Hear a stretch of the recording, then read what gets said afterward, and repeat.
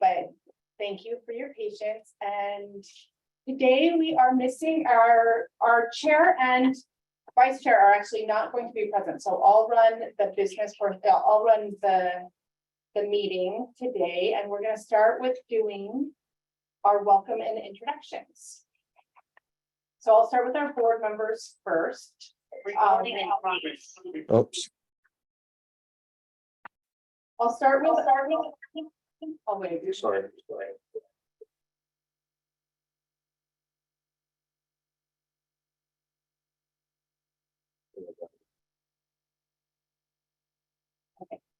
Oh yeah, sounds good now. So I'll start with our call to order and then welcome and introduction. So can I have a call to order, please?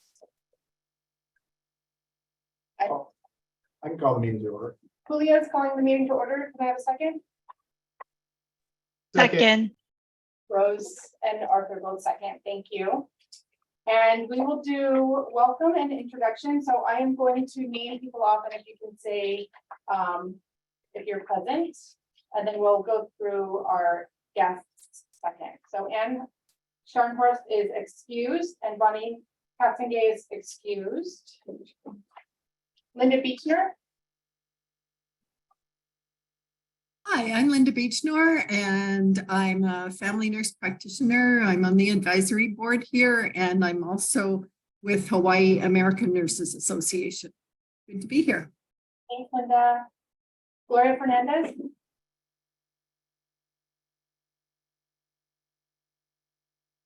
Gloria's left. Hi, Gloria Fernandez. Gloria. Sorry about that one. Gloria Fernandez. I am a public health nurse with the State of Hawaii Department of Health. Thank you, Gloria. Roberta Haley. I am Roberta Haley. I'm a board member, and I am also the Dean of the School of Nursing and Health Professions at Chaminade University here in Honolulu, and happy to be here. Thank you. Thank you, Roberta. Rose Hata.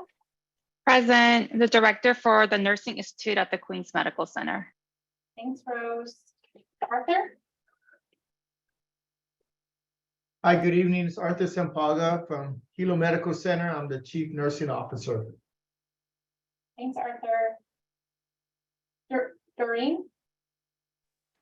Hi, I'm Doreen Nakamura. I'm currently retired. I was a former director of clinical care at UHA Health Insurance, and I'm connecting from Minnesota. It's about 10:30 right now. Oh, goodness. Thank you, Doreen. Julio. Yes, I'm Julio Zamaripa. I'm the director for medical subspecialties at Hawaii Pacific Health. Thanks, Julio. And Clem. Good evening, everyone. My name is Clementina Sergi-Ulep, the Dean of the University of Hawaii at Manoa Nancy Atmosphera Watt School of Nursing, ex officio member. Thank you, Clem. And then for our guests, Luz Mavinda Miguel. Hello, everyone. I'm Luz Vivinda Miguel. I'm the Division Chair and Nursing Administrator for Hawaii Community College in the Big Island, Manono and Palamanui campus. Glad to be here. Thank you. Mary Farmer. Hello, my name is Mary Farmer. I am the current Allied Health Department Chair here at UH Maui College, and I am also the Practical Nursing Program Coordinator for our statewide expansion program. Thank you, Mary. Saba Kam. Aloha, my name is Saba Kam. I'm the Department Chair of Nursing for Kapiolani Community College. Thank you, Saba. Wesley Lowe. Hi, everybody. I'm Wesley Lowe. I am the Chief Executive Officer for Ohana Pacific Health, as well as Halemako Health Services on Maui. Nice meeting you all. Thanks, Wes. Gary Wong. I am Gary Wong. I'm the Director for Respiratory Services at Island Skilled Nursing and Rehab. Thanks, Gary. And then we have a couple other people. So we have Renee Shove. Hi, I'm Renee Shove, Director of Patient Care Services at Kona Community Hospital on the Big Island. Thank you, Renee. Jeanette Ayers Kawakami. Hi, everyone. I'm Jeanette Ayers Kawakami. I'm director of the School of Nursing at UH Hilo. And Eva Williams. Hi, everyone. Eva Williams, Vice President of Population Health and Clinical Operations for the Ohana Health Plan. And who is Lois? Hi, my name is Luis Cazorla. I'm the Director of Nursing at Island Skilled Nursing and Rehabilitation here on Oahu. Thanks for joining us. And then with staff, do we have, for staff, we have Brianne Kowabara here. And I think the only other person is myself, Laura Reichardt. Is that true? I don't see Catherine. That's true. Or okay. All right, well, that was a lot. And thank you so much, everyone, for going through roll call. The next item is that I have to give formal communication about our public meeting. So I'll do that quickly, and then we'll move on to the main items of our meeting. So I just want to let everyone know that we are a public meeting, and therefore individuals who are unable to provide testimony at this time will be allowed an opportunity to testify when specific agenda items are called. For both internet and phone access, when testifying, you will be asked to identify yourself and the organization, if any, that you represent. Each testifier will be limited to 5 minutes of testimony per agenda item. All written testimony submitted are public documents. Therefore, any testimony that is submitted orally or in writing, electronically, or in person for use in the public meeting process is public information and will be posted on the board's website. And because we're videoing today, just what FYI, that also means you'll be posted on YouTube. So at this time, we are going to move into the main portion of our meeting. We're really going to have a talk story about where I feel are the two most concerning areas of our nursing workforce shortages. And of course, we have many and it's widespread. So the priority and focus does not mean that other areas also are not in dire need. But I wanted to have a conversation today, and I'm so grateful for our panelists. We do have a tight panel, so and we're a little bit at time, so we may have to decrease the amount of open conversation just so we make sure that we finish this first section by 6:30. So I just want to be sensitive to that time. So at this time, I want to move the conversation over to our first panel. We're going to be listening to the state of nursing education. We'll have a quick 5 minutes to hear from our nursing education colleagues, which include Luz Mavinda Miguel, Roberta Haley, Mary Farmer, and Saba Kim.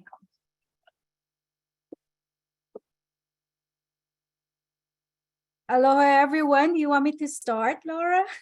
Yes, Luz, will you Okay. please start? Thank you. All right. Thank you, Laura and Brianne and board members for inviting me to come and talk stories with you today.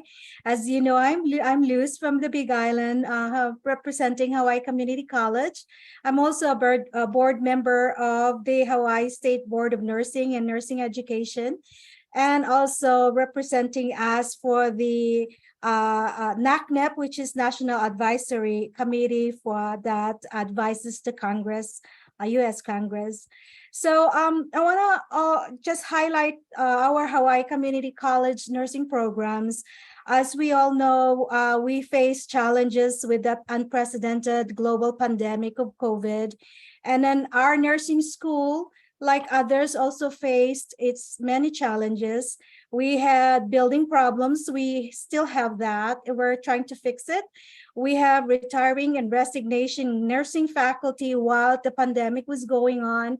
We had system budget cuts and freezing positions. But I'm happy to share that all the challenges, our program has continued to work and provide excellent education to our students. This May 2023, we had 30 ASN graduates, and our graduates were recruited to work in various agencies in our island, also in our state, and also out of state. All of them found jobs, and they are in the process of taking their board exams. To date, I only know about 6 of them passed. They are still continuing to schedule their test. With continued collaboration and discussions, the UH system, administrators have given me back three faculty positions that was frozen, and 2 of them were filled and 1 is in the process. I interviewed 1 faculty yesterday, and having the support of the community, our clinical agency partners, also Hawaii State Center for Nursing, and helping us securing 4 lecturers, funding for 4 lecturers. I was able to hire lecturers to help us. And while they are there to help us, I was able to continue trying to meet with people to secure back our faculty positions that was frozen, and with many reallocated and many reasons that we are not aware. We're grateful that we are here still, and our school is committed to serving our islands. With more faculty, we are planning to expand the program. We also increased our admission this fall. Instead of increasing 20 in Hilo, we are taking 28 new students, and in Kona, we usually take 10. We're taking 14 this fall. And we're hoping that we can secure and take back our position for the program director that was frozen, reallocated, and I don't know what really happened with that. And also a lab simulation coordinator that was also held for Hilo Manono campus. We have a lab coordinator in Kona, so we're hoping we can have one in Hilo. That we really need that lab coordinator because we're serving more students in the Hilo side. So we're hoping for the best and have faith that the Hawaii Community College nursing programs will exist in the future. And that's all I can tell you guys today. Thank you. Thank you so much, Luz. Just for time, let's move on to our next presentation, and then we can have questions at the end just to make the most use. But thank you so much for giving that update. I know that was not enough time to talk about everything that's going on. If we could next hear from Roberta, and then after Roberta will be Mary. Okay. Hi, a quick overview of our programs at Chaminade. We are a not-for-profit, faith-based Catholic school, the only one in Hawaii. We have a BSN traditional program that started in 2010, and in 2022, we added an accelerated 20-month track for people that already have basically a lot of transfer credits, usually an AA or another BA degree. We have a community and public health program, which is not nursing, but is focused on public health. And we offer that face-to-face on our campus and also in a flex online format so that anyone in the Pacific region or on any island could be a student. We have a Doctor of Nursing practice program that focuses on family nurse practitioners, psych mental health nurse practitioners, pediatric nurse practitioners, executive leaders. We are 5 years into a 10-year reaccreditation by CCNE for our BSN, and our DNP, which is new in its 2nd year, got a full 5-year initial CCNE accreditation. We have a parish health program that focuses on reducing social disparities and health-related risks. We have a palliative care minor as we approach what could be a landmark decision for MedQuest to offer benefits in palliative care. We would be the first state to do so, and I'm part of a think tank that's been working on that for 4 years. Today, we found out that the Honolulu City and County Grant has given us money to start a mobile van program. We support several programs in the Pacific region outside of the US, and we're developing new programs based on Hawaii healthcare sector workforce data and the requests of clinical partners. We did have a drop in our NCLEX last year for our BSN program. We're running a full-on remediation plan to identify any at-risk students. As many of you know, the NCLEX test plan also changed in April, and our graduates in May were the first ones to take that, as well as the students most affected by COVID. I think we really come back from all of our COVID challenges. We are back in all of our clinical placements, utilizing simulation about 25% of the time, which is what we were doing before COVID, and we can enlarge that if we wanted to. And that's probably plenty about the program, and delighted to give you this update. Thank you. Thank you so much, Roberta. So next we're going to hear from Mary, and then after that we'll have Saba. Hello, Mary Farmer here from Maui College. We graduated 36 ASN students this past spring who are now currently getting their authorizations to test from the Board of Nursing. In 2023 of spring, we started a practical nurse statewide expansion program. We partnered with some community partners, Ohana Pacific Health and Kaiser Permanente, and we enrolled 34 students across the state, 6 in Kauai, 7 for Oahu OPH, 10 Oahu Kaiser, 9 for Maui OPH, and we plan to actually expand this program to Hilo in the spring of 2024. And we're also looking to expand our numbers on Maui. We're going to accept 7 more students for Kaiser and hopefully open up 6 seats for community seats, meaning that all of the other students that I mentioned previously are working for either Ohana Pacific Health or Kaiser Permanente. And they are actually sponsoring the students by paying their tuition and helping us with faculty expenses. If we can open up 6 community seats on Maui, those seats will be available for qualified applicants who are not affiliated with one of our community partners. We are calling it the CNA to PN Bridge program. We just admitted 32 new incoming students to our ASN beginning in fall of 2023. And we are happy to say that Governor Josh Green just visited our campus and signed Bill 353 here in one of our nursing labs to help support our CNA to LPN Bridge program. We are currently hoping for a few changes to come down the road.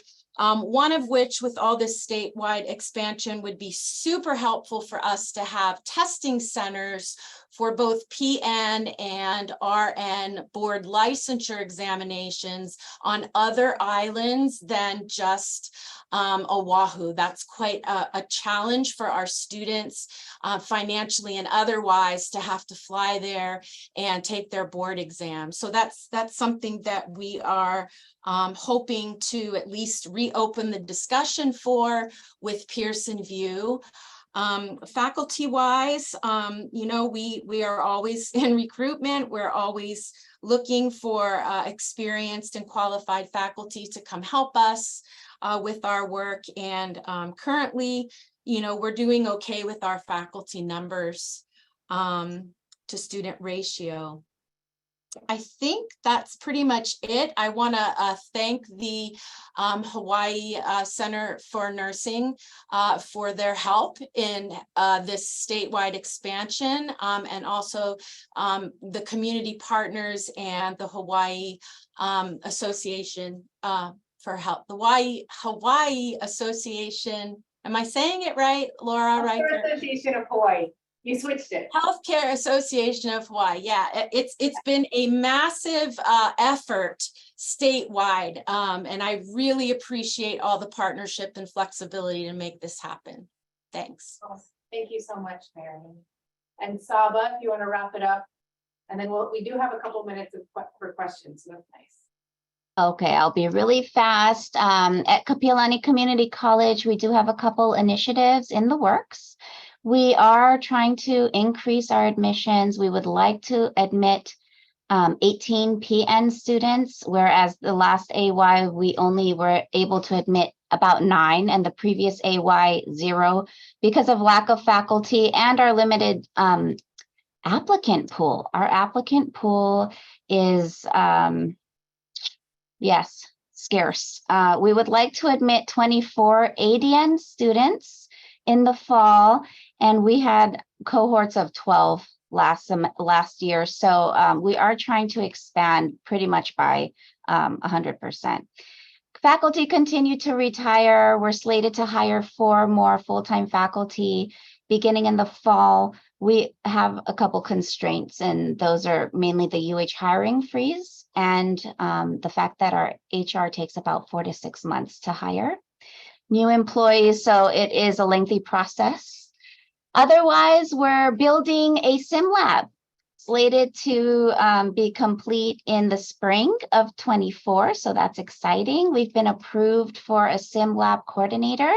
Our administration is talking about whether or not that person should be an APT position or a non-teaching faculty. So we're going back and forth on that. Otherwise, that person hopefully will start in the fall as well. Other than that, we submitted the HRSA grant for SIM equipment. It's $1.5 million over a 3-year period of time, and hopefully we are awarded that grant. Otherwise, we're very grateful to Island Skilled Nursing and Rehab, the Villas, and Arcadia, Hoka and 15 Craigside. They're excellent sites. They can accommodate for sure long-term care, but they do have some acuity as well. So it's a really nice site for our LPNs and our first and potentially second semester ADNs as well. And most facilities still have a 1-to-6 faculty to student ratio, and we would prefer 1-to-8. It would be easier on our faculty, basically our burden of hiring new faculty. Other than that, I just want to let you guys know we have some feedback from students about the NCLEX. They saw some bow tie items, which I did not expect, and some highlight text in addition to case studies. And they said there was a good amount of maternity and peds, and it shut off at 85 if they were doing well, 85 questions. So just wanted to let you guys know that. That's great feedback. Thank you. So we do have a couple minutes. We're at 5:56, and we have about 7 minutes for questions. Actually, you guys made up time, and we're right back on schedule. If any of our board members have questions for our panelists, and then for our guests, if you want to ask questions, please raise your hand, and we can, if there's time for that, we can entertain your questions as well. Laura, this is Arthur. Hey, Arthur. I see UH Hilo is on as well. Yeah, so Jeanette we understand, is slotted to be an interim board member, so she's coming in as a guest today. But if you have if you have anything you want to add, Jeanette, we did not prep you, but you can certainly chime in, and we'd love to hear from you. Okay, sure. I can, what I'm hearing from everyone, Saba, Luz, Mary, it's very similar to what we're experiencing. We're recovering really well from the pandemic. So we're really proud, where we're headed. We feel like we're getting back on track.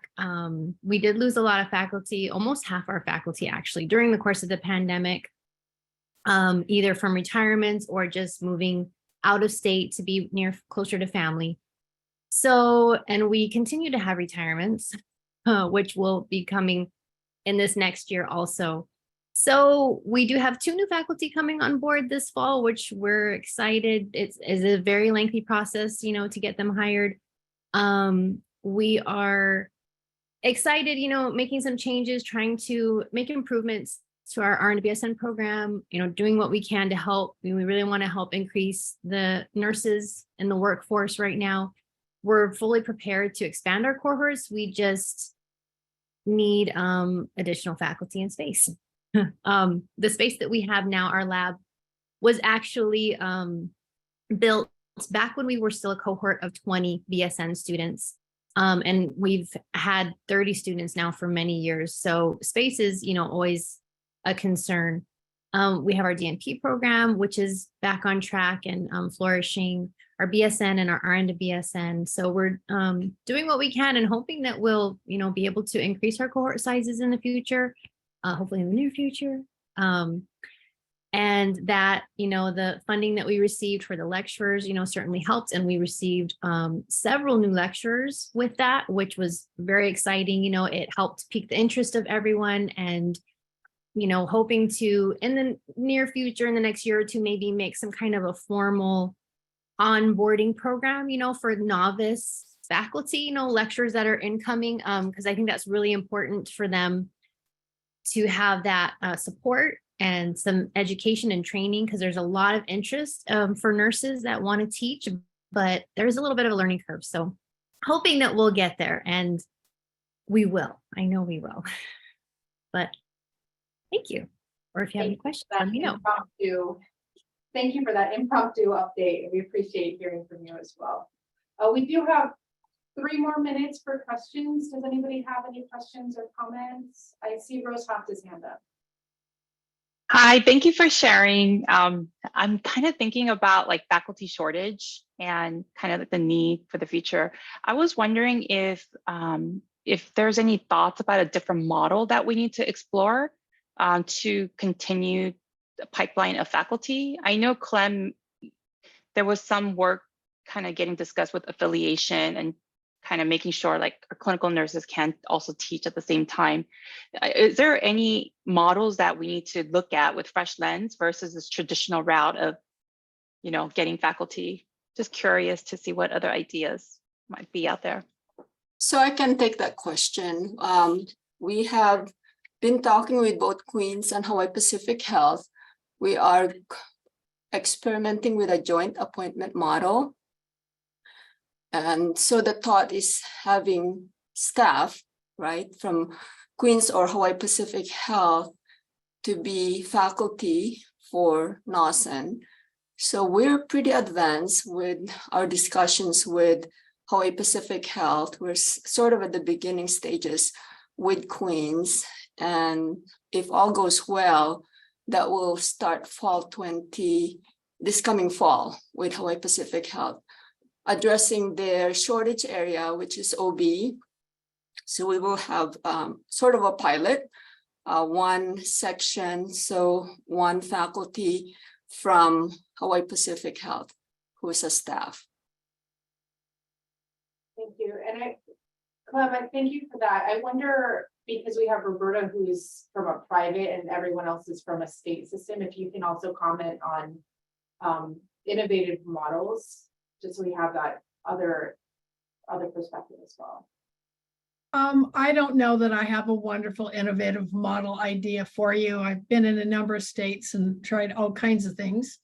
I appreciate the fact that nurses with a BSN and enough experience can be teachers. I've been in states where they had to have a master's degree. So I already think we have a somewhat liberal approach.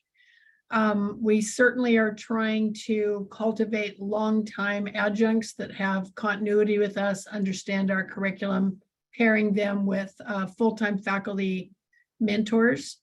Right now I have 1 new faculty line open, and I just filled a backfill for someone who moved with their family to the mainland. So we're not desperate in terms of our own coverage, but I really appreciate how difficult it is to have faculty. And it's one of the reasons we're looking for ways to give a deeper discount for our DNP so that we can encourage people to consider, we don't want to borrow from Peter to pay Paul. We don't want our clinical partners to lose their nurses, but I think there are people who might want to come and teach and pursue a clinical doctorate if they're to the point where their hospital or clinical practice isn't, what they want to be doing right now. So I would just say encouraging mentorship, encouraging education, and trying to find ways to make it palatable. Obviously, we can never compete with a clinical salary. I worked as a nurse practitioner for many years, and I understand that it's a big financial step for some people to move into full-time teaching. Thanks. Thanks, Roberta. All right, well, we are at the top of this section, so thank you so much for our educators for giving that presentation.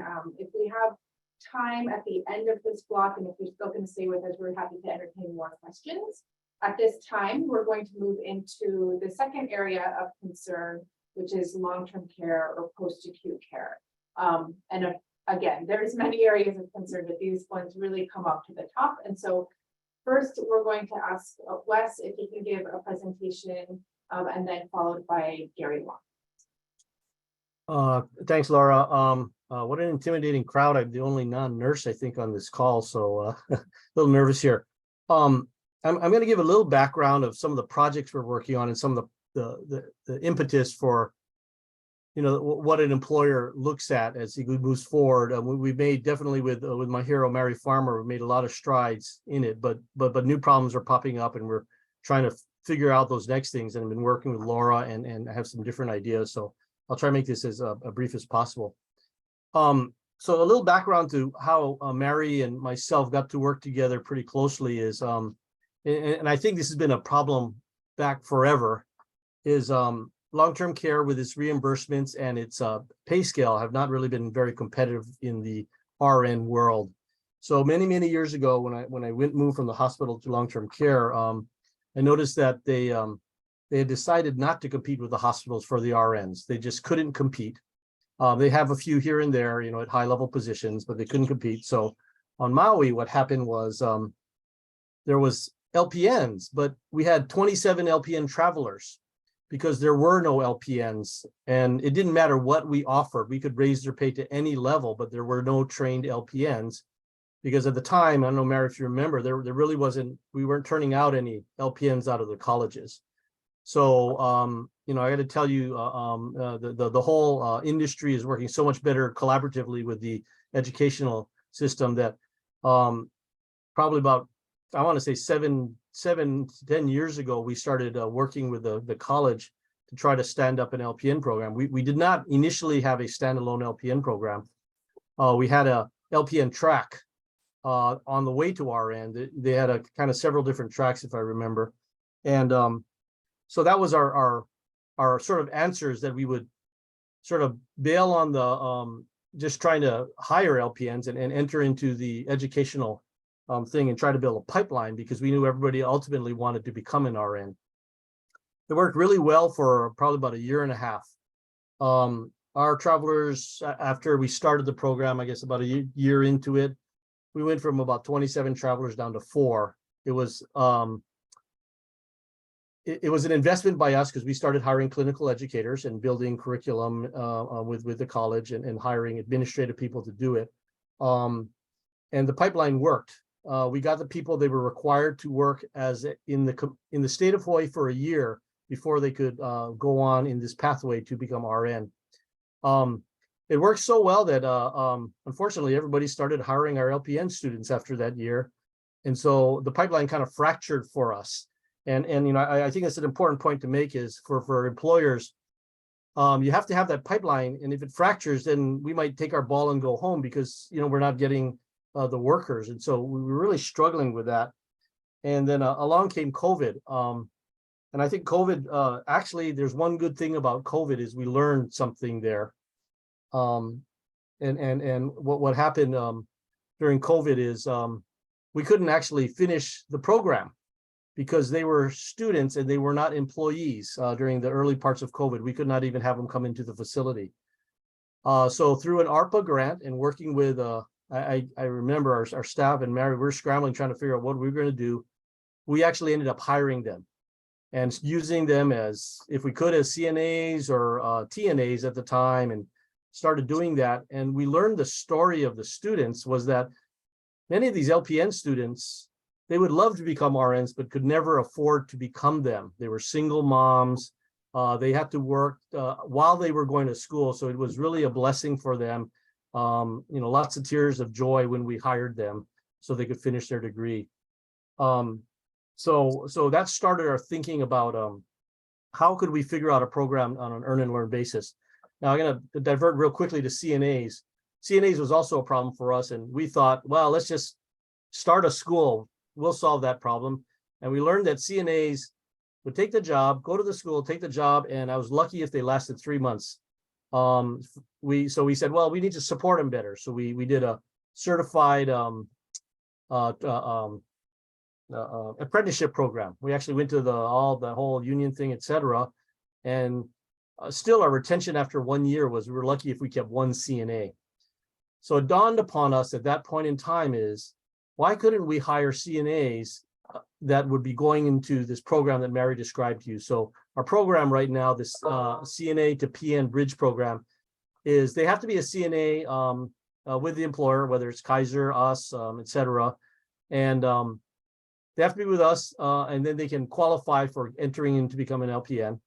And they now work somewhere around 3 to 4 days a week, and then they go to school for 3 days a week. We do the clinical training. Mary does her didactic training for them. And after a year, they can take their NCLEX and become a LPN. And we do require right now, I'm not sure what Kaiser is doing, but we require that they work for us for 3 years, since we are paying for everything. It just started this year. I'm super excited about it. We're hopeful that it's going to create this pipeline. So that's been a real success for us so far. We're really excited about it. Again, Laura and Healthcare Association of Hawaii and the UH Maui College, and as well as UH, through the Good Jobs program, really supported this substantially. So that was a success story, but we're still short. So we have, in discussion with a lot of the other employers in the acute care setting, is nurses go to school and are taught to become acute care nurses, and we're going, well, shoots, we're missing out on that. I think we could do something, and we were finding, I think somebody earlier mentioned that a lot of the facilities, look at Gary's facility, they do some heavy stuff. Our village does some heavy stuff, and I realized that a lot of the hospitals don't even have med-surg units anymore. They're med-surg tele, and long-term care is becoming more low-level med-surg now. And so because there was such a crush on the hospitals to get people out, and we had no staff, we had beds but no staff, we talked to a bunch of the large acute hospitals, Queens, Kaiser, HPH, said, why couldn't we figure out a program where we collaborated with the acute care hospitals and took the new grad nurses and did a residency program, 18 to 24 months with us, and they could become acute care nurses and continue that pipeline so people get to their highest level. Maybe that's something. So we are working on that right now. We have we're hoping, we just finished getting some of the curriculum from Laura and HealthStream. We're trying to coordinate it right now. We're hoping to launch with HPH this fall, hopefully. Just aggressive. We have had some discussions with Queens, and Kaiser has been interested in some of what we're doing and in looking at the curriculum. But that's the next step, because we are finding a higher acuity, and I think at long-term care, we have to understand is that most of our nurses will want to become RNs, and if we can help develop them, that we need to create this pipeline. And the acute care hospital has been great on this. So we are looking to expand that. If this first pilot is successful, it'll be a very modest pilot. It is interesting because we'll be working with interdisciplinary teams from various hospitals, whether it would be HPH, Queens, or Kaiser. They want their physicians, et cetera. So we think it'll be a good thing. We still need to solve the CNA problem. I'm gonna wrap it up here real quick. Sort of the last thing, and I think what now the problem we're facing is actually developing our managers. We're looking at trying to bring in-house, how to be a manager, how to deal with nurses, how to deal with budgets, how to deal with staffing, and various things, as well as how to sort of mold culture in our facility. So it's a labor of love for us right now. It's hard, and it's not like going to gain us any nurses, but we are ending up crucifying some nurses, by good nurses, and putting in management positions without any support. I think we all know that happens to all of us, right? So we have identified as a problem. The other problem is our high-level nursing and clinical people. If we don't train our own, I've had this discussion is for these one-off positions, We will continue to use high-priced people from the mainland or try to find a unicorn that is willing to move to Hawaii at a high level with experience. And in long-term care, there's not very many larger organizations that you're going to develop this chief clinical person. I think the hospitals have the same issue. So we need to figure out how to develop that leadership stuff. I mean, and I'm sure Gary has the same issues. We all unfortunately get old and want to retire, and then we don't have a replacement. And I don't find us actually training up for that because it's an investment to have somebody train in that. And I think we have to figure it out. Otherwise, all we're going to do is rob Peter to pay Paul. I'll steal from somebody, and somebody else will have the same problem. And there ain't enough beds in this right now in long-term care for the hospital. So that's my quick presentation. Sorry, I probably was a little long. Nope, right on, Brian. Thank you so much, Wes. And then we're gonna have Gary wrap it up, and then we can open it up for open discussion. Hey, it's a pleasure to meet everybody today, and want to extend aloha to everybody, my nursing colleagues. But for those of you who don't know Island Skilled Nursing and Rehab, we're a 42-bed post-acute facility on Oahu. We're located 1 block away from Kapolani Children's Medical Center. Since Hawaii doesn't have an LTAC, we decided to make our organization fill that role. So our clinical staff is basically trained to do a warm handoff from the ICU if the patient's medically stable and still on the bed and tray. It can be nurse managed and nurse led because we don't have 24 position coverage. So much of our challenge is to train these nurses, and we do take new graduates. That's what's kind of unique about our model. We do take new graduates as RNs and also as respiratory therapists. And of course, CNAs are part of that clinical model. So just like what Wes said, we're both in the same boat, but we're using the tools that are out there. So part of my recruitment strategy is to go out to the schools and to get them interested. This year, I'm the president for the Hawaii Society for Respiratory Care, and we could tell during the pandemic, nobody really knew what we did. And we had all these ventilators, but nobody to operate them.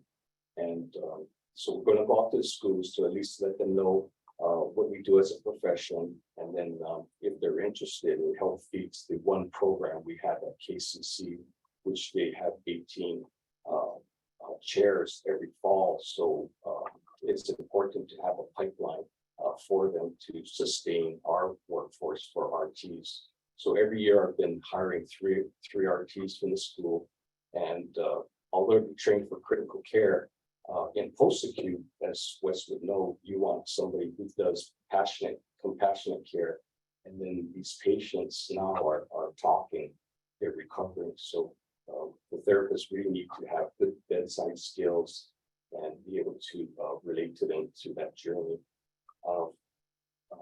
This past year, I tried a new model. I went back to old school, doing recruitment directly to the schools. So using Zoom is pretty nice. So instead of the old-fashioned way where you have job fairs where they come to you, Zoom is an excellent opportunity. So working again with KCC RT program, we got on last year, and I needed to hire 12 RTs because we were expanding from our second floor to our third floor, so we could have 42 beds. And I was lucky to get 9 out of the 12. Because part of the strategy is as a graduate who just graduated from a program, I would give them a offer letter. So contingent upon them passing their board exams and getting licensed, they would have an immediate job. So that was very successful. But just like West, once the hospitals figured out what I was doing, then they started doing the shiny coin. And so I lost 5 of them immediately. So that was kind of disappointing because I choose not to hire travelers. I choose not to recruit directly from the mainland because it's not sustainable. they're not a good culture fit. And so then on the nursing side, we were very successful. We started our program in March of 2020, so not much people knew about us. But because of our capability, we were able to open it up to schools during the last half of the pandemic, during the Delta phase, where they needed to finish their clinical hours. So we opened it up. And so we have a couple of schools, and Saba had given us a shout out, and it goes very well for their program. And we even have a doctor of nurse practitioner program, and you're scratching your head. And when they first approached me, I said, what do we have to offer? Because we don't have a doctor of nurse practitioner, nor do we have an APRN. But our facility is such a good training facility for nursing, because it's nurse managed, nurse led. There's no doctors in the house. You have to have one leader, and it's the nurse. And so you have RTs in there. So our staffing ratio is the key for nursing retention. It's 1 to 10. And then you have 1 to 5 CNAs. So that helps the nursing team. And then RTs is 1 to 10. And then you have your therapy staff. So on a floor of 21, we literally have 7 to 8 clinical people on there. So that's why we can get our metrics of weaning and decannulate them in 30 days, and our length of stay is 60. And when you have everybody practicing like in a group practice model, all of us interdisciplinary, that's how you can see the results. So that's why we feel very confident doing a warm handoff from the ICU. So 1 hour before they arrive at Islands, they were in some ICU, and we get the majority from Queens. So they could be in trauma, neuro, medical. They come straight to Islands, and we do it. On the CNA side, we're using that same approach. We just went to the cohort, the non-critic cohort, and we went directly to class face-to-face and recruit. So out of the cohort at KCC that just graduated last week, I think 7 of them, we recruited 12 so far. So we gave them offer letters. They're in the process of taking their prometrics, but at least they got that. And good job, Spoy, pays for their tuition, but on the employer side gives us $2,000 stipend on each. So it's a win-win. So what we did with the stipend, we gave it to them as a signing bonus. So and that's if they stay a year. So at least I know I got them for a year. So the sustainability model, you have to have the pipeline filled, just like what Wes said. So we're going to keep doing the clinical rotations, and we're going to position ourselves as the destination facility that they want to work for, just like how they want to work for Queens or Stroud. If they want post-acute, they'll think of Islands if we do it right.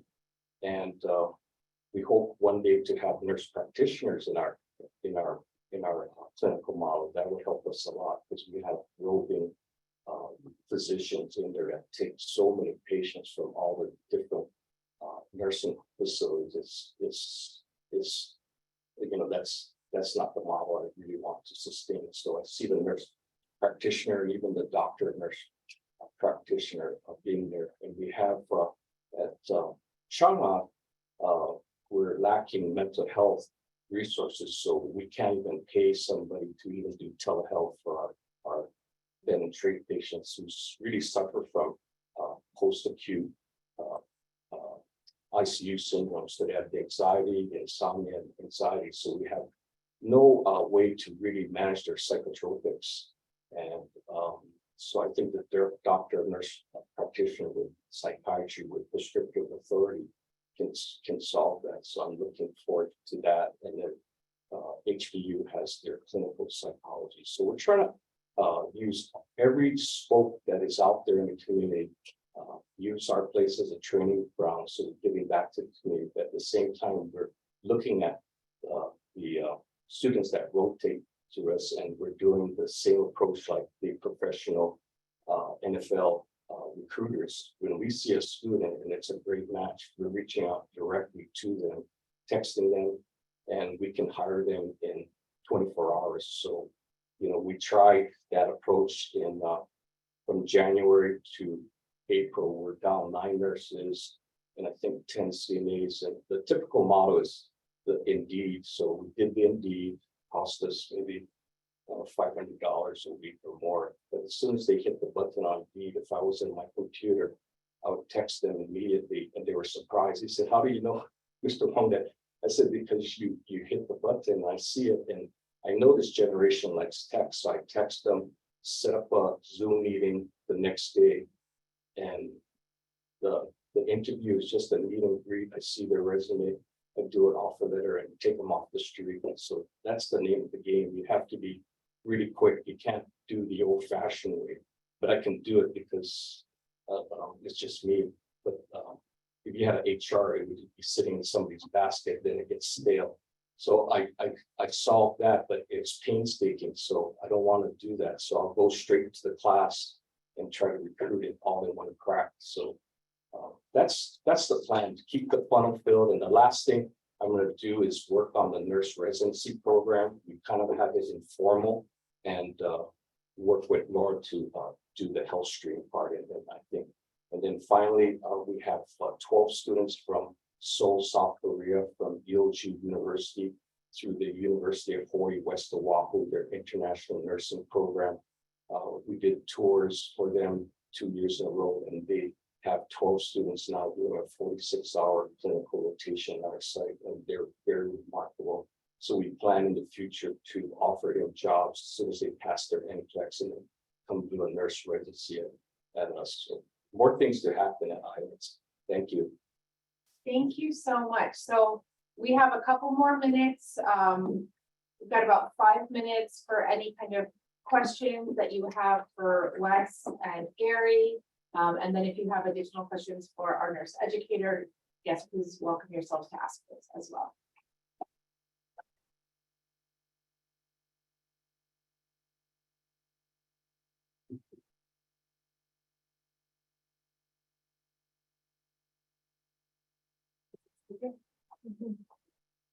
Anyone else?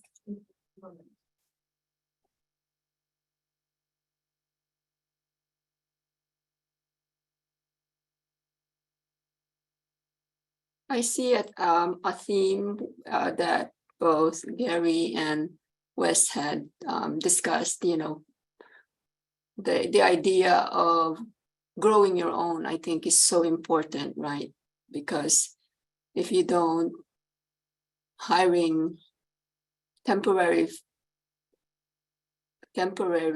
nurses, whether it's RN or even LPNs or nurses aid, is not going to do the organization much good in the long run. So I'm really happy to see that. Yeah. Yeah, thank you for those comments. And just to cap on what Wes said, that Good Jobs Hawaii, we're using that glide path. So all of you, have great programs. So we have CNAs that when we get them, we already know that they're interested in becoming nurse. So we don't fight it. We actually help them and encourage them. So even before this, we had several outstanding CNAs, and they're in the younger generation. So we have them apply. So one applied to HPU, and then one applied to UH, and both Lewis, who's the DON, and myself wrote letter of recommendation. They got in, and so we're very happy. So we're going to keep doing that glide path, because, and then we know too that once we train them in the 3 years within an operation, at least 6 of them have left us to go to, Polymomy, Straub, Queens, but that's only after 1 year working for us to get a direct job either in the tele-med-surg or the ICU. And that's only from an informal training. Think of what we can do with a real nurse residency program. So we know we can train them the old-fashioned, maybe one-on-one. And then often the new grads ask for, the first thing to ask is what's the orientation like? So we let them know it's one-on-one competency, getting confidence. And once you're confident, then we'll have you do a preceptor. So it's like a buddy system. So you're assigned, or you're scheduled with the same person for a long period of time, and then we'll schedule a land shift. So as much as it's getting them confidence in the routine, and you can visit our facility, and when you come, I can tell you who's only been working 4 months and who's only been working 6, and you wouldn't know. You think they've been working a long time, so it does work. You know, I did want to add that in talking to our acute care partners, number one is we're not going to compete for the same nurses. I probably a bad way to put it, but you know, we're gonna go at the junior varsity, and then develop them. You know, the people that have the ability to develop. But also I think that we can expand capacity for training, because you know, all of a sudden we're going to throw our resources at it. They will end up staying with either Gary or myself or whoever for a little while longer, but they're going to get training, hands-on training. We are trying to, I'm sure Gary's working on the same thing on the nurse residency program. We're probably going to use the same preceptor curriculum, and we have pathways that we can work together. So and we want, you know, we are statewide, so you know, we would work with any of the facilities in developing that. The hard part is going to be making sure that there's some consistency across. You know, obviously we'll be working with several different partners, but I think that, you know, we're hopeful, and I'll tell you, all the acute care partners have been great. I think we are better collaborating than trying to just recruit people into our system. So you know, we want to make obviously we want to be successful, but we also want to make our acute care partners successful. So, and also I also want to make you know, my brother like Gary successful too. I mean, if they went to Islands, I would be happy, you know, as long as you know, we're just trying to develop the skill set for the community. So anyway.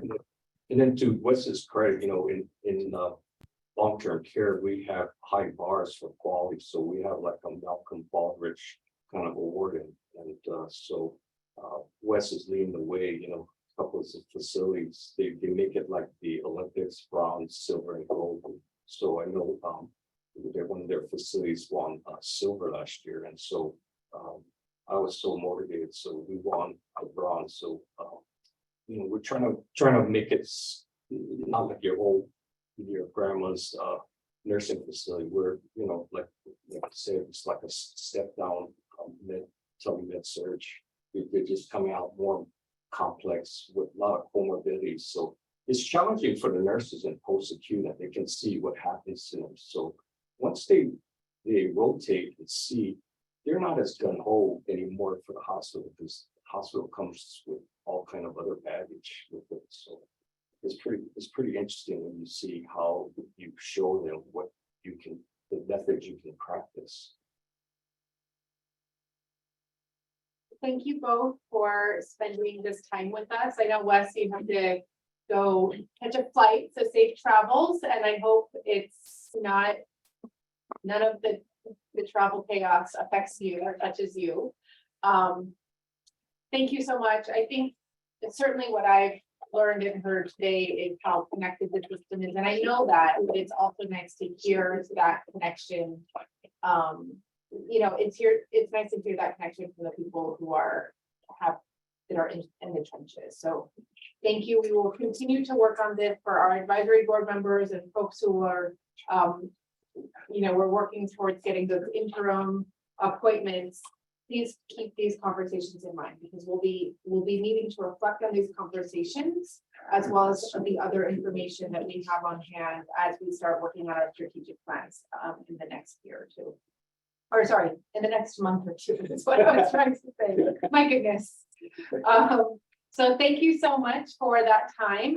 And then for our guests, I just want to remind you that you are absolutely welcome, or our panelists rather, you are absolutely welcome to stay, but if you do need to leave, I just want to give you my thanks now. Thank you. Thank you. Bye, everyone. Bye. Thank you so much. So the next item on the agenda is our policy update. I will be providing that policy update. This is for state policy primarily. If you want to go to the next slide.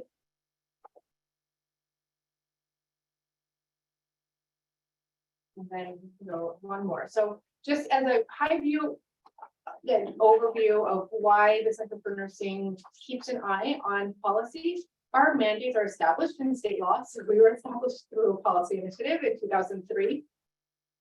And our mandates are the mandated functions are to collect and analyze data and prepare and disseminate written reports and recommendations regarding the current and future status and trends of the nursing workforce, conduct research on practice and best practice and quality outcomes, develop a plan for implementing strategies to recruit and retain nurses, and research, analyze, and report data related to recruitment of the or retention of the nursing workforce. Let's just be plain and simple. Strategy often includes policy. And research is like, how does the policy help or hinder nursing practice? So best practices, we do have best practices in nursing model and active rules, as well as educational models, as well as, you know, many other aspects. So good policy helps good healthcare, and that's why we pay attention to it. Next slide. My hand is on the wrong page.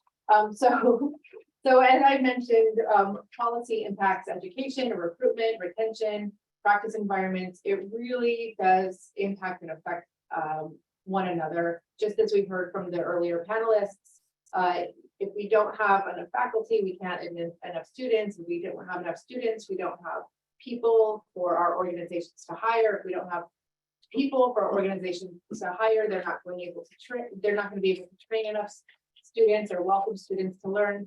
And then we're just kind of, the circle is all interrelated. And if we think about it as a system, we also see where the policy can help, we can really influence change. So this really does have a lot of impact. And it's important for us to have our eyes, not just on state policy, but as well as federal policy, federal accrediting or national accrediting bodies, as well as organizational policy. So how we are adapting and applying those state laws. Again, this is a state policy focus, so I am going to give your highlights to what happened this past legislative session. Next slide. We had a couple kind of general nursing bills. We had a bill related to nurse ratio and overtime. We had a couple bills related to temporary permits, and we had in the state budget, we had a bill we had budget items that would have increased the education capacity of our nursing schools by expanding faculty and staff. Quick and dirty update, these didn't pass. Nothing we see here. So nurse ratios and overtime would have mandated ratios. So if you're by different settings and even within settings by the specialty unit. So for acute care, it was broken down by ICU and labor and delivery, for instance, but also went into long-term care. So by settings and by specialties for RT, CNA, and nursing. Safe staffing standards obviously are very important, not just for the nurse, but for the patient.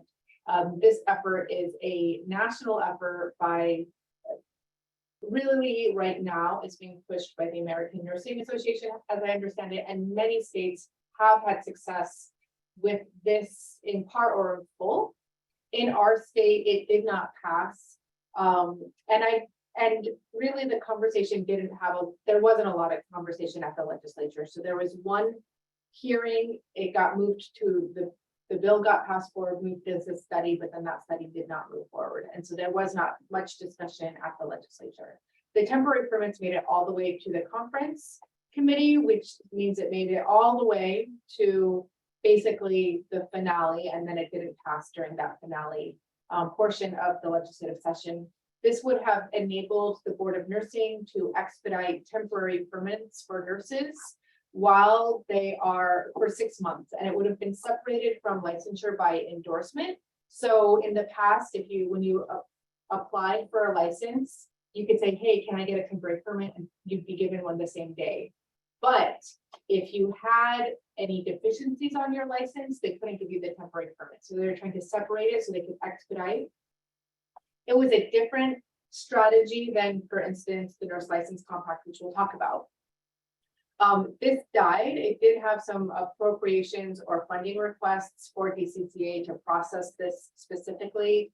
For the context, this last licensing biennium, so July 1st, 2021 to June 30th, 2023, when they sent out notices for nurses like, hey, remember to relicense, usually they send about 30,000 letters, and they sent 40,000. So we had 10,000 more nurses licensed in our state in this past biennium.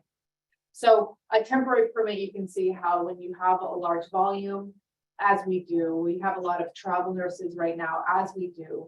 And we also do have organizations that are recruiting from out of state because there is not that local workforce. You have to get them in faster than 45 to 60 working days, which ends up being about 3 months. We are working, I'm working with BCCA. A lot of organizations are working with BCCA to support this initiative, and we're gonna try to move this through administrative rules. So we're working to support the Department of Commerce and Consumer Affairs.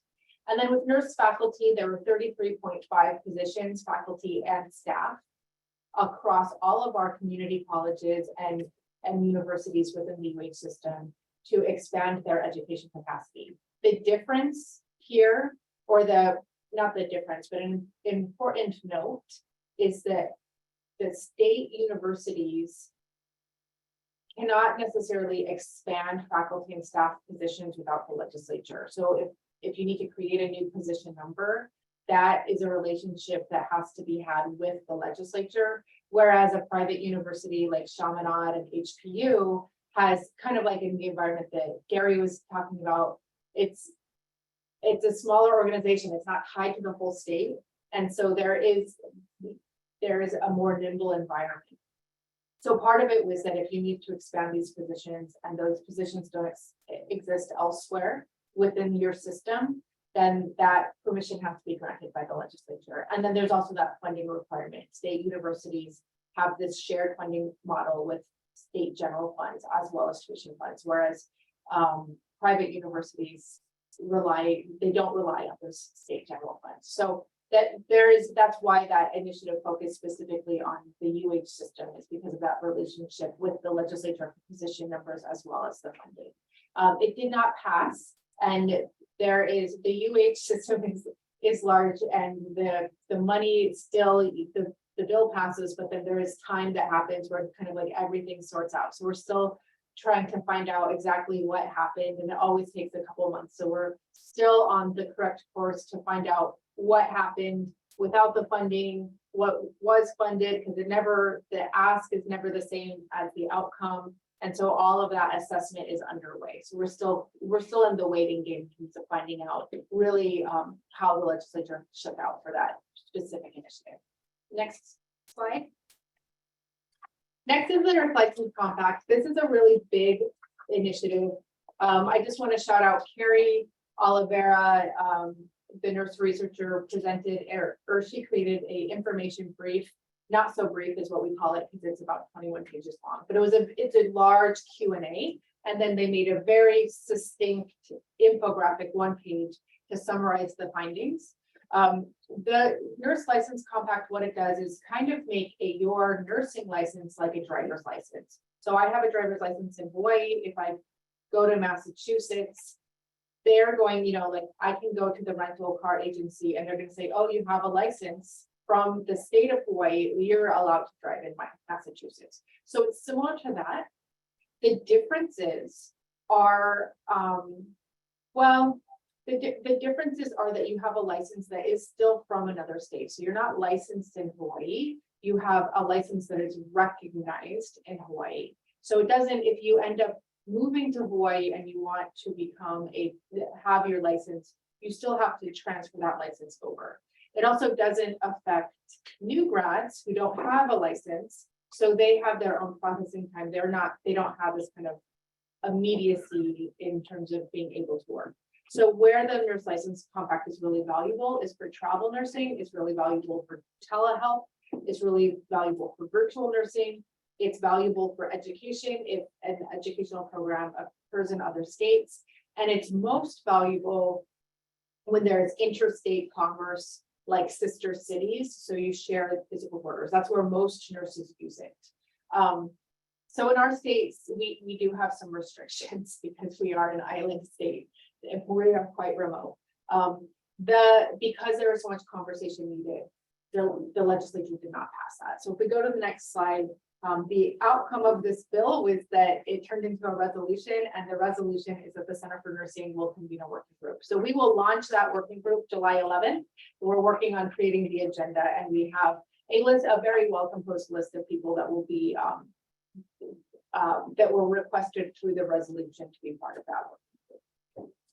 Our next set of bills are APRN bills. This is really important for access to care. So often we find that if a law does not match the scope of practice, which is in Hawaii, we have adopted the national best practices for APRN scope of practice, but there's a lot of other laws. And so if you think about it, like the sun and all of the planets around it, if those planets are disagreeing with the sun, you're still not getting that work done. So we have a lot of access to care bills. There's a really important one. Many of these were very important. There's a really important one that did pass, and that is SB 599 for respiratory therapists. So the respiratory therapist scope of practice did not allow for orders to be received from PAs and APRNs. Even though APRNs could give them orders, that handoff couldn't happen. So that passed, and that's really important for RT. We also had our care choice after a many-year initiative. Our care, our choice passed, so APRNs can engage in that process.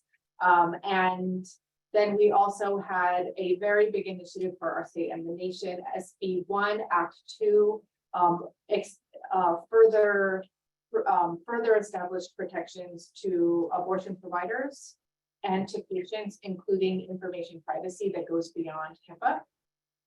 And then there was an APRN compact bill. So similar to the RN compact bill, it allows for that interstate transfer of, or recognition of license. The big difference is that it requires 2,080 practice hours before becoming eligible for a multi-state license. That difference is about a year's worth of work, but we don't have that requirement for our APRNs for a state license. And so there would be a lot of complications. There's also, it doesn't transfer the prescriptive authority privilege for controlled substances. So if you're engaging, and Gary, you talked about this, if you're engaging, if you need to bring in a locums and they need to be prescribing controlled substances, that would be another challenge that this doesn't really address. So that died. There's the next page, or next slide, please.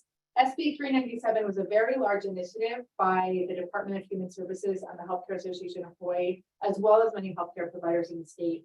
It requested that that MedQuest starts paying 100% of the Medicare rate. So we do have in our state, we were paying at a reduced rate. What that means, and you can see in this little arrow image here, what this means for APRNs is that physicians for Medicare would get 100% of the rate, but under MedQuest they get 65% of the rate. And then in all cases, APRNs make 85%. So what that means for us is that for APRNs is that our physician colleagues will start getting 100% of the rate, and we'll actually come to that 85% of the Medicare rate. So we've gone from getting 55% of the physician Medicare dollar to 85%, but let's be real, that is a huge win, because if we're not bringing in the revenue to cover our own expenses, let alone the pool practice expenses, we're not going to be valuable. We're not, from a financial perspective, worth it. And in some practices, they're realizing that the APRN is a cost instead of being neutral or bringing in revenue. And that, you know, if that APRN is taken out of practice, then those patients aren't being saved. So this is a real win. Even though it's not all 100%, it is a real and significant win for access to care in our state. It's fantastic. The next is provider shortage bills. We had tax credits and loan repayments. The tax credit we do have tax credits. It's $1.5 million a year that we provide through the Department of Tax, or it's their tax credits offered by the Department of Taxation. The program is through the Department of Health, and it's actually the Center for Nursing and the Jobson Area Health Education Center that run the program. big kudos to Bree, who created our database that processes it, and then Amy manages all the data. So they do a lot of really good work. But we have a little bit of cleanup that we keep on asking for. It didn't pass. GE tax, trying to remove the tax assessment for the general excise tax on healthcare coverage. Those didn't pass this year. The big win was that $30 million were put into the state budget under Department of Health for loan repayment. I believe it's $20 million in year one, $10 million in year two, or I might have that switched. And then it's actually, there's $1 million recurring funds. And this really, really is going to be big loan repayments for healthcare professionals, not just physicians, but just kind of anyone who's doing healthcare. It's very, very, very inclusive in the design. And so I just want to recognize the work that was already established by the JEPS and AHEC and the Hawaii State Rural Health Association, and then as well as the governor who made this initiative.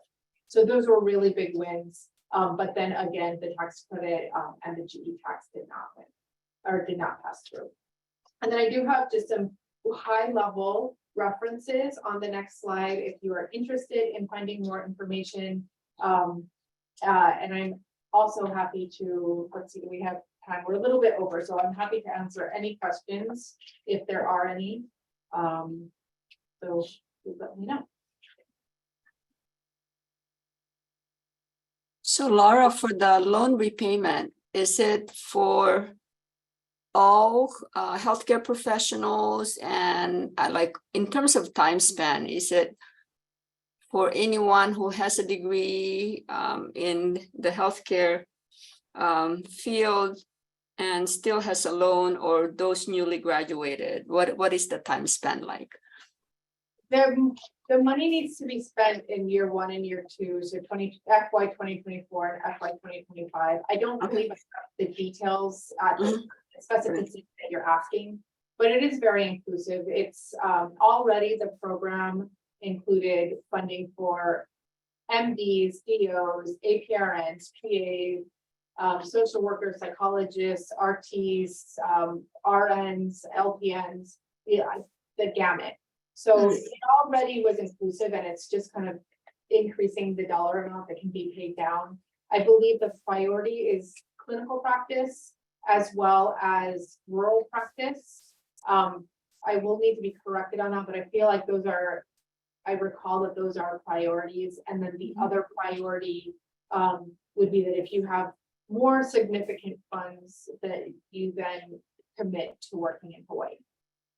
So there would be a work commitment being asked, which I think is very reasonable. But I mean, really, we know that the cost of living is so high. So if you can cut out, let's say if you're paying $12,000 a year down on your $100,000 of debt, right? Well, you know, your budget just grew significantly, and that will really help your livelihood in this state.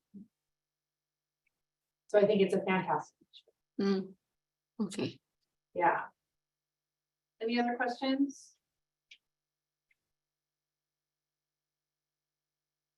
All right, hearing none. The next item we have, the next item on our agenda is a board leadership. We have nomination and vote.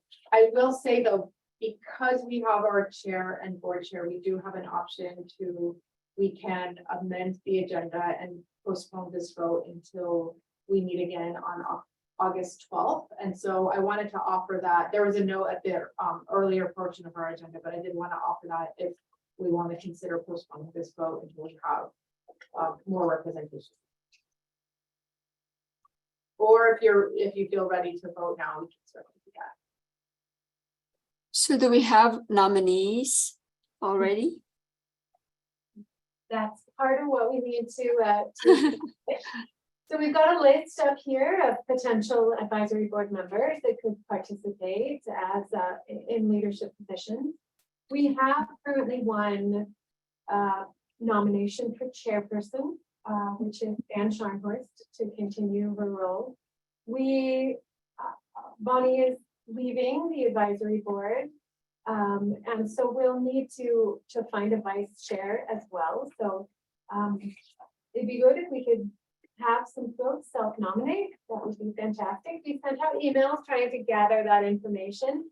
And it's been crickets. It's not a heavy lift. We've got Julio here that can attest to it. Yep. During his time as our chair. Did we make it hard on you? You didn't, and it was wonderful, actually.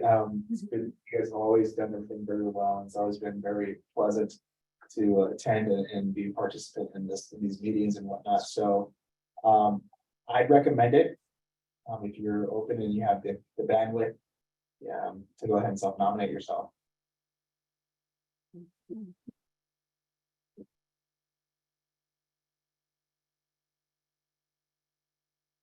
And if you need thinking time, we can postpone the vote until August 12th. So Roberta, Oh, did is- Roberta yeah. raise her hand? yeah, she nominated herself, or you were having the name in the hat there. Appreciate that.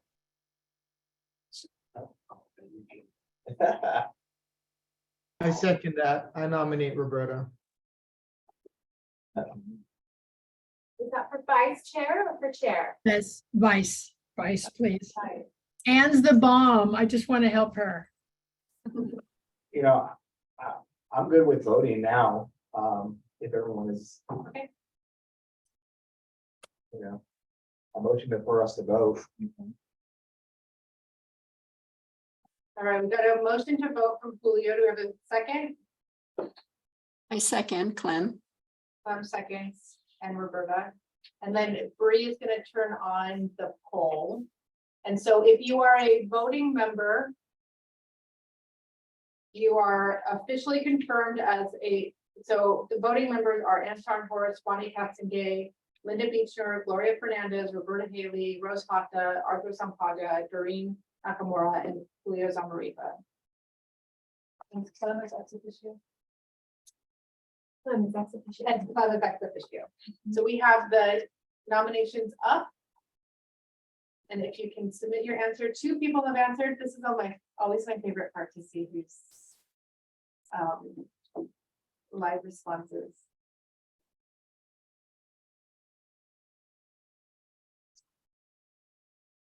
Okay, I've got 7 votes in. That's it on each. And chair and Roberta for vice chair. Yeah, and then I'll put his in. So it's 7-7. No one voted. None. Well, the votes have it. Wonderful. Congrats, Anne, who is currently trekking right now, and thank you so much, Roberta. Oh, fantastic. Thank you. Live clap. No clap. Real claps, yeah. All right, new business. Oh.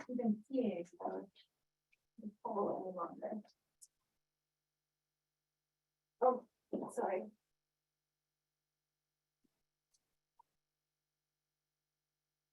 All right. Sorry, I thought it was on your screen, not that one. Sorry. No, it's okay.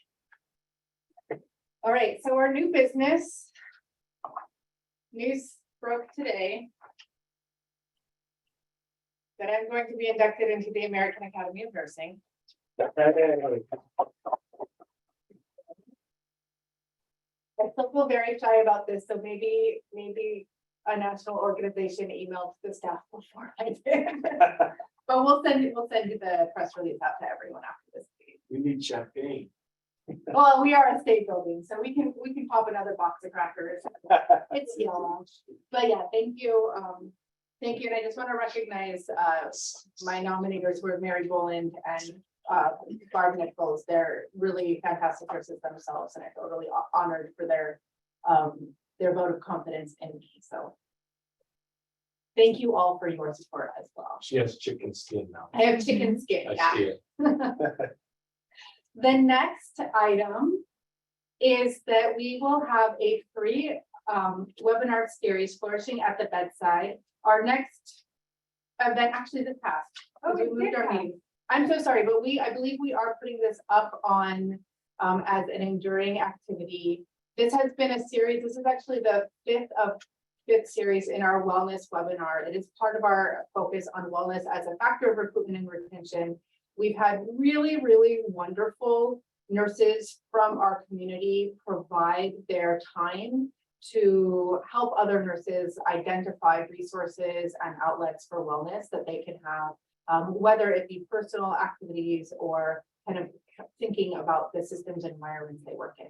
It's been a really wonderful series, and we do have many of these activities posted onto our website. Not all of them are really good fit for enduring, but all of them that are a good fit for enduring, we move to put onto our website. And then we do provide, as an enduring activity, we provide free CNE from ANCC. So I just want to thank all of our speakers that have presented, because they've done such a fantastic job. And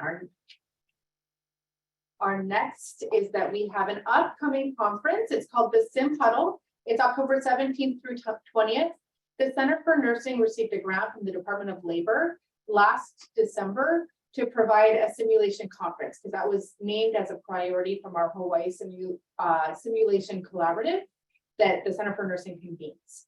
And then a couple months after we received the grant, and by we, I mean Carrie and Leanne, a couple months after they received the grant, we got a phone call from partners in California and Australia who said, hey, we're planning a Trans-Pacific simulation conference in Hawaii in October. And we're like, oh, that's when we're planning our Hawaii simulation conference.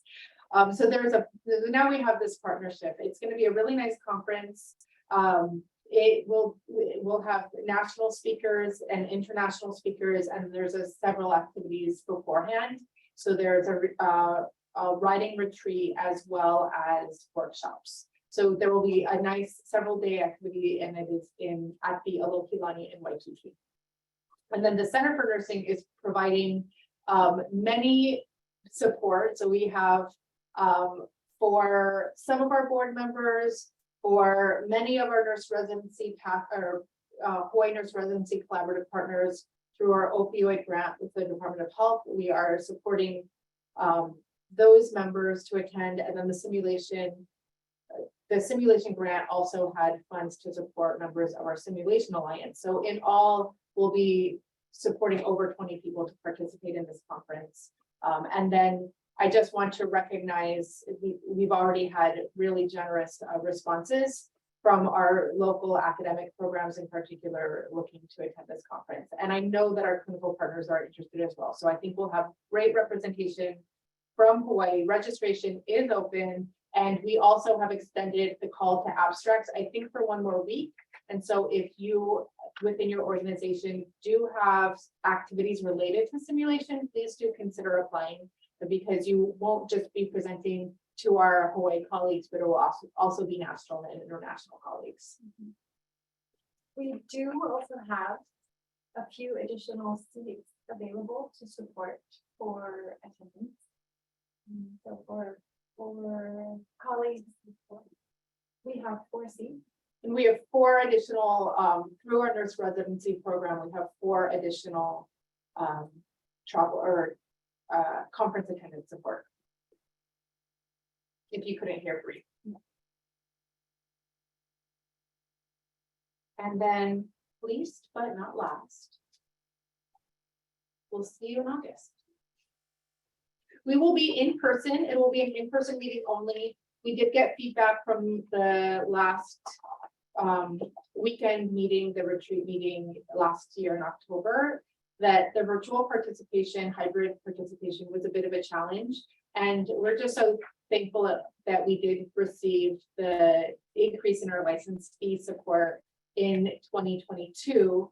And that means that we are very capable in making sure that every one of our board members is flown over, if you're not on Oahu, to make sure that you are in person and able to participate fully. So we're very happy to support that full travel to make sure that our board members have the participation capacity that really helps with the conversation. And we have secured our a facilitator that many of you are familiar with. We used her most recently in our strategic planning process in 2018. And so that would be Lily Bloom Dominguez. And I think if you weren't on the board at that time, but you were one of our partners, you became familiar with her by participating in those focus groups. So she'll do a wonderful job and we're happy to have her with us. And that's it, folks. Thank you so much to our guests. Thank you for staying on so long. And for our members, I just wanted, the very last is that we do have a couple people that we are expecting to have confirmed, and you introduced yourself at the beginning, but I just want to thank you, Renee and Jeanette and Eva, for being present and also putting your name in the hat as a nomination to be considered. We need the representation and the voices. We need people who are thinking about the hard questions and how to get answers. And so just thank you so much for the work you're already doing and for being willing to join our advisory board. You're welcome. And to our members that we're losing, I'm not going to acknowledge that. The day of big goodbyes. Doreen is coming off. And Bonnie, who's not with us, is coming off. And Julio started 3 weeks ago as a board member, and it's been 8 years already. I was like, that's not right. And we had to count 4 times. Yeah. You can come back later. Time flies. You can take a rest. Okay. And you can come back later. Yeah. So thank you, Doreen. Thank you, Julio, Bonnie, who's not with us today, but has just done a tremendous job. So thank you so much for all of your work. All right, now we're done. Thank you. Thank you. Good night. Thank you. Good night. Good night. Good night. Thanks. Good night. See you soon. And then you're sure. No, it's just similar, because, our voice psychorestorative therapy, we're celebrating our 50th year. I've been president for 2 years. It's usually, president-elect president. But every time the president-elect, something happens, it relocates, so this is the second term. But it's hard because I volunteered because I realized that professors from the school were holding the society up. And so when I go to speak to the students on different things at the school, I tell them, you know what? You guys got to get engaged. We're not all born leaders, but we just have to sit in the meetings and a lot of things. We just have one goal, is to produce a conference to get the credits. So at the end of the 3